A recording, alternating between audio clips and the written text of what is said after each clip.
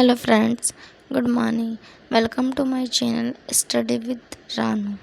आप सभी कैसे हैं? आई होप अच्छे होंगे और मैं भी अच्छी हूँ।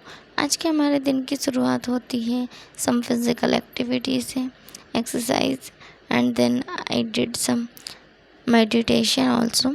और मैं सिर्फ लाइट वर्कआउट ही करती हूँ because of I have some medical issue, so for that I can't do heavy workout. मैं यहाँ पर ना सिर्फ और सिर्फ लाइट वर्कआउट ही करती हूँ और मुझे जो प्रॉब्लम है वो है हार्मोन्स इम्बैलेंस की। सो उसके लिए मुझे some time like I am doing now that butterfly exercise and other thing also मैं करती रहती हूँ। ये मेरी हेल्थ के लिए बहुत ज़्यादा इम्पॉर्टेंट है because of I have PCOD and thyroid problem. So because of that मुझे ये करना होता है और ये चीज़ें हमारे लाइफ स्टाइल को चेंज करके ही जाती है, ना ही तो इसका कोई प्रॉपर ट्रीटमेंट है जो कि हम ले लें और ये चीज़ें ख़त्म हो जाएं। ऐसा कुछ नहीं होता है यहाँ पर। इसके लिए हमें हमारी लाइफ स्टाइल में चेंजेस करना होता है। हमें हमारी लाइफ स्टाइल थोड़ा सा चेंज करनी होती है। हमें हमारा डेली रूटीन चेंज करना होता है। मैंने लाइब्रेरी भी इसीलिए छोड़ दी है क्योंकि लाइब्रेरी में फुल टाइम बैठे रहना होता है और फुल टाइम बैठना मेरे हेल्थ के लिए अच्छा नहीं था। उसकी वजह से मुझे और भी ढेर सारी प्रॉब्लम्स जो हैं फेस करना पड़ रही थी, इसलिए मैंने लाइब्रेरी बंद कर दी। क्योंकि वहाँ पर तो फुल टाइम बैठना ही होता है। हमारे घर पर हम बैठ सकते हैं, घूमते फिरते पढ़ाई कर सकते हैं और कुछ भी कर सकते हैं।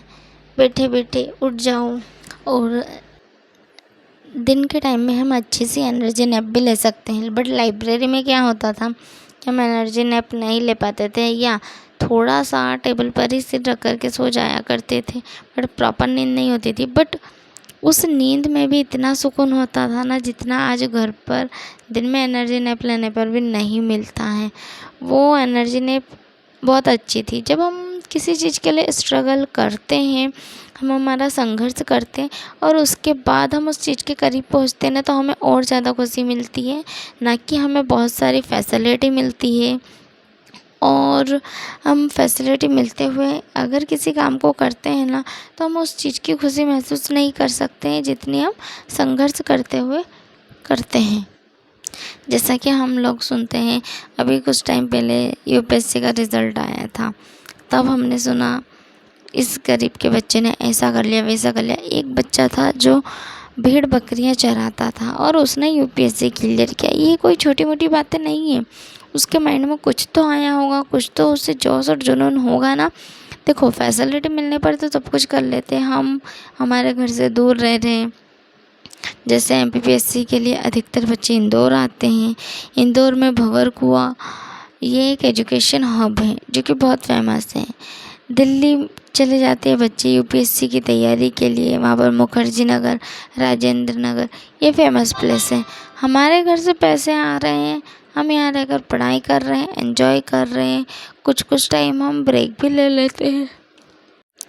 तो जब हमें सारी चीज़ें मिल रही हैं और हम सिर्फ पढ़ाई पर ध्यान दे रहे हैं तो फिर तो ठीक है। यदि अगर हम लोग इस चीज़ का सदुपयोग नहीं कर रहे हैं तो ये बहुत गलत है। और अधिकतर देखा गया है, जिस व्यक्ति को जितनी सुविधाएं मिली है वो उतना ही अपने आप को परेशान नहीं करना चाहता। लेकिन जिस व्यक्ति को संघर्ष उसकी ज़िंदगी में लिखा हुआ है, जो व्यक्ति अपनी लाइफ में संघर्ष करना चाहता है, वो ज़रूर सफल होता है।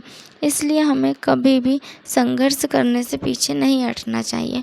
और संघर्ष करने में, मेहनत करने में ना एक अलग ही सुकून होता है।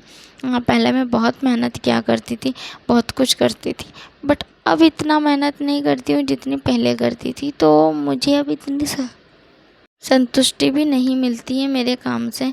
करना है, कर रही हूँ, ठीक है, बट पहले ना जो जोश हुआ करता था कि नहीं सब कुछ कर देना है इसके लिए, बाकी सारी चीज़ें छोड़ो, सबसे पहले ये, वो वाली फीलिंग्स ना अब थोड़ा थोड़ा धीरे धीरे करके माइनस में ही होती जा रही है मेरे साइड से। किसी को ऐसा लगता हो या ना लगा हो, बट मुझे ऐसा लगता है। और मेरे पहले के दिन ना कुछ अलग ही थे। हम हमारी फैमिली में इतने खुश थे, सब कुछ करते थे, मम्मा थी और सब कुछ था। बट अब तो ना मम्मा ना पापा, कोई नहीं। अब तो सिर्फ खुद को खुश करने के लिए खुद को ही कुछ करना होता है। खुद से खुश रहो, क्योंकि अब ना हमें लाइफ में कोई खुश करने वाला नहीं है कि हाँ अगर ऐसा किया तो ये खुश हो जाएगी। आजकल हर व्यक्ति ना खुद के बारे में पहले सोचता है। तो हमें हमारी ज़िंदगी में ना खुशियाँ ढूंढ लेनी चाहिए, क्योंकि खुशियाँ तो ऐसे मिलने से रही, हमें कोई आकर के आगे से हमारी थाली में परोस कर खुशियाँ तो देगा नहीं। और थाली से याद आया, मैंने अभी तक कभी भी गरम गरम बना हुआ खाना नहीं खाया। मेरी शादी के बाद भी खाया, बट मेरी मम्मा का हाथ का। लेकिन जब से मेरी मम्मा गई है, मुझे ये सुकून नसीब नहीं हुआ है कि हाँ कोई मुझे कह दे कि बेटा तू खाना खा ले, मैं बना रही हूँ। माँ है तो सब कुछ है, और माँ नहीं है तो कुछ भी नहीं है। तो दोस्तों, आप सभी लोग अपनी अपनी माँओं से ढेर सारा प्यार कीजिए। पता है इस बार ना इतना ज़्यादा दुख हो रहा था, इतना मम्मा की याद आ रही थी। सभी लोगों ने मदर्स डे का स्टेटस लगाया, सबने याद किया, लेकिन मेरा तो वो करने का भी मन नहीं हुआ। पता नहीं क्यों, जैसे ही मम्मा की फ़ोटो देखती हूँ बहुत ज़्यादा दुख होता है और मन करता है बहुत ज़्यादा चीखूं, चिल्लाऊं और चिक चिक करके रोऊं। इस बार तो मैंने उनका फ़ोटो देखा तक भी नहीं। बहुत लोगों ने स्टेटस भी लगाया था मेरी मम्मा के फ़ोटो का भी, बट मेरा मन वो स्टेटस देखने का भी नहीं हुआ। पता नहीं क्यों। अब ये सब चीज़ें सही है या गलत है, ऐसा मेरे साथ होना चाहिए या नहीं होना चाहिए, मुझे कुछ समझ नहीं आता। बट हाँ, ये सब मेरे साथ हो रहा है। आप सभी लोगों से मैं कहना चाहती हूँ कि जब तक आप लोगों की मम्मा पापा आपके साथ हैं, प्लीज़ दोस्तों उन लोगों से बहुत प्यार कीजिए और उनसे प्लीज़ प्यार से बात किया करें, रूडली बिहेव ना करें।